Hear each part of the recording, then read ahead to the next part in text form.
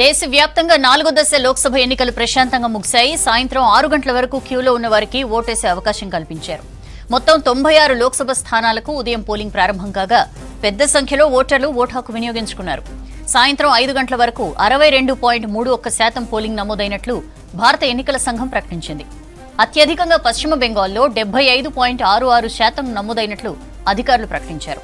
మధ్యప్రదేశ్లో 68%, జార్ఖండ్లో 63%, ఉత్తరప్రదేశ్లో 56%, బీహార్లో 54% పోలింగ్ జరిగింది. ఈ నెల 20న 5వ దశ, 25న 6వ దశ, జూన్ 1న 7వ దశ ఎన్నికలు జరగనుండగా జూన్ 4వ తేదీన ఫలితాలు ప్రకటించనున్నారు. దేశవ్యాప్తంగా 4వ విడత పోలింగ్ కు సంబంధించి డీటెయిల్స్ తెలుసుకుందాం. ఢిల్లీ నుంచి మదార్ మనతో లైవ్ లో జాయిన్ అవుతున్నారు. మదార్, 4th ఫేజ్ ఆల్మోస్ట్ ప్రశాంతంగానే జరిగినట్లుగా తెలుస్తోంది. ఏంటి డీటెయిల్స్?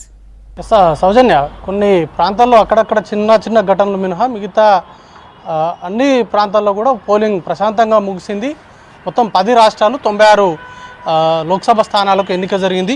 హైయెస్ట్ ఏపీలో 25 స్థానాలు, మొత్తం ఏపీలో ఉన్నటువంటి 25 స్థానాలకు ఈరోజు పోలింగ్ జరిగింది. అలాగే తెలంగాణలో కూడా 17 స్థానాలకు సింగిల్ ఫేజ్లోనే పోలింగ్ జరిగింది. బీహార్లో 5 స్థానాలు, జార్ఖండ్లో 4, మధ్యప్రదేశ్లో 8, మహారాష్ట్రలో 11, ఒడిశా 4, యూపీలో 13, పశ్చిమ బెంగాల్లో 8, జమ్మూ కాశ్మీర్ శ్రీనగర్లో 1 స్థానానికి ఇవాల్టితోటి లోక్సభ ఎన్నికలు ముగిశాయి. ఇక మిగతా 3 ఫేజులు ఉన్నాయి. మొత్తం 4 ఫేజుల్లో సుమారు 75% పైగా లోక్సభ స్థానాలకు ఎన్నిక పూర్తయ్యాయి. ఇక మిగతా 162 స్థానాలకు మిగతా 3 ఫేజుల్లో 20వ తారీఖున 5వ ఫేజు, అలాగే 25వ తారీఖున 6వ ఫేజు, 1వ తారీఖున చివరి ఫేజ్ 7వ ఫేజు ఎన్నిక అనేది కూడా జరగబోతుంది. ఆల్మోస్ట్ అన్ని రాష్ట్రాల్లో, మేజర్గా అన్ని రాష్ట్రాల్లో ఎన్నికలకు సంబంధించిన ప్రక్రియ ముగిసినట్టే. కేవలం 3 రాష్ట్రాల్లో మాత్రమే 7 ఫేజ్లకు సంబంధించి మొదటి నుండి 7 ఫేజ్ వరకు, అంటే ప్రతి ఫేజ్లో కూడా ఎన్నిక జరుగుతున్నటువంటి రాష్ట్రాలు 3, ఒకటి బీహారు, ఇంకొకటి ఉత్తరప్రదేశ్, వెస్ట్ బెంగాల్. ఈ 3 రాష్ట్రాల్లో మాత్రమే ప్రతి ఫేజ్లో కూడా కొన్ని లోక్సభ స్థానాలకు ఎన్నికలు అనేది ఉన్నాయి. ఇక బీహార్లో లాస్ట్గా వచ్చేటువంటి 20వ తారీఖున జరిగేటువంటి 5వ ఫేజ్లో 5 స్థానాలకు ఎన్నికలు ఉన్నాయి. 6వ ఫేజ్లో 8 స్థానాలకు, 7వ ఫేజ్లో మరొక మిగిలిన ఉన్నటువంటి 8 స్థానాలకు మిగతా లోక్సభ స్థానాలకు సంబంధించిన ఎన్నికలు అనేది కూడా నిర్వహించాల్సినటువంటి అవసరం ఉంది.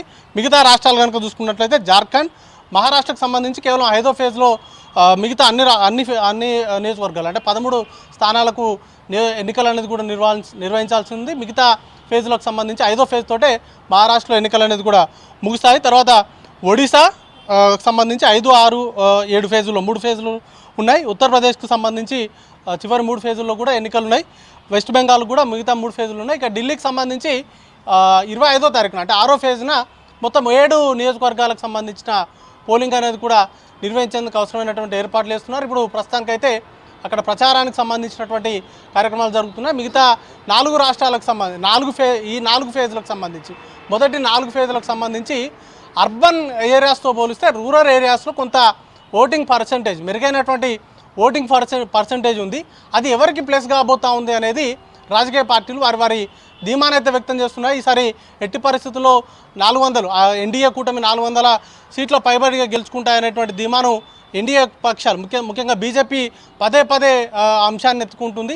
ఇక ఇండియా కూటమి కూడా ఆల్మోస్ట్ అన్ని రాష్ట్రాల్లో కూడా ఎన్నికలు జరుగుతున్నటువంటి తీరుతెన్నులు కావచ్చు, లేకపోతే అక్కడ ఉన్నటువంటి ఫీడ్బ్యాక్ను వారికే అనుకూలంగా ఉండబోతున్నాయి. ఈసారి ఎన్నికలకు సంబంధించి ఖచ్చితంగా బీజేపీ ఎక్స్పెక్ట్ చేస్తున్నట్టుగా వారికి అన్ని సీట్లలో, మెజారిటీ సీట్లలో ఖచ్చితంగా ఇండియా కూటమియే అధికారం సాధించబోతుంది అనేటువంటి ధీమాను ఇండియా కూటమికి సంబంధించిన నేతలు ఆశాభావాన్ని అయితే వ్యక్తం చేస్తున్నారు. ఇక మిగతా 3 ఫేజులు కూడా చాలా క్రూషియల్ స్టేజ్లో ఉన్నాయి. బీజేపీకి సంబంధించి ఇటు యూపీలో కావచ్చు, లేకపోతే బీహార్కు సంబంధించినటువంటి సీట్స్ పైన ఎక్కువ హోప్స్ పెట్టుకున్నాయి. కానీ అక్కడ గతంలో మాదిరిగా వన్ సైడెడ్గా విక్టరీ సాధించేటువంటి పరిస్థితి ప్రస్తుతం బీజేపీకి ఉందా లేదా అనేదే పూర్తి స్థాయి ఫలితాలను ప్రభావితం చేసేటువంటి అవకాశం ఉంటుంది. బీజేపీ ఎక్స్పెక్ట్ చేస్తున్నట్టుగా అన్ని సీట్లలో విజయం సాధించేటువంటి అవకాశాలు ఉన్నాయా లేదా అనేది ఖచ్చితంగా ఈ 2 రాష్ట్రాల ఫలితాలు కీలకంగా కాబోతున్నాయి. అలాగే మహారాష్ట్ర కూడా క్రూషియల్ ఇంపాక్ట్ అనేది కూడా చూపించేటువంటి అవకాశం ఉంది. వెస్ట్ బెంగాల్లో కూడా గతంతో పోలిస్తే ఈసారి సీట్లు చాలా వరకు తగ్గేటువంటి అవకాశాలు ఉన్నట్టుగా మనకు రాజకీయ విశ్లేషకుల నుంచి చాలా వరకు సమాచారం అంతా ఉంది. అలాగే ఇప్పటివరకు 4 ఫేజ్లకు సంబంధించిన ఎన్నికల సరళిని అబ్జర్వ్ చేసిన తర్వాత గతంలో గ్రౌండ్లో ఉన్నటువంటి సిచ్యువేషన్స్ సోషల్ మీడియాలో కావచ్చు లేకపోతే ప్రచారంలో ఉన్నటువంటి సినారియోకి పూర్తి స్థాయిలో భిన్నంగా ఉండబోయేటువంటి ఫలితాలు వచ్చేటువంటి అవకాశాలు ఎక్కువ ఉన్నట్టుగా ప్రచారం జరుగుతూ ఉంది. ఏదేమైనా జూన్ 4వ తారీఖున ఫలితాలు రాబోతూ ఉంటాయి కాబట్టి ఆ రోజు లెక్కింపు ఉంది. ఉదయం 10 గంటల తర్వాతనే ఒక పూర్తి స్థాయి పిక్చర్ అనేది కూడా వస్తుంది. అయితే ఈ 3 ఫేజ్లకు సంబంధించి ఈ 162 స్థానాలు అనేది కూడా చాలా క్రూషియల్ రోల్ అనేది కూడా ఉండబోతున్నాయి కాబట్టి ఈ ఫేజ్కి సంబంధించి ఈ 3 ఫేజ్ల పైన కూడా ఇండియా కూటమి అలాగే ఎన్డీఏ కూటమి చాలా బలంగా ఫోకస్ అనేది కూడా చేస్తున్నాయి. ఇక్కడ ప్రచారాన్ని కూడా ఉధృతంగా చేస్తూ ఉన్నాయి. ఈ 6వ ఫేజ్లో ఢిల్లీకి సంబంధించి 7 స్థానాలకు అలాగే 6వ ఫేజ్లోనే రాయ్బరేలీ స్థానానికి ఎన్నిక ఉంది.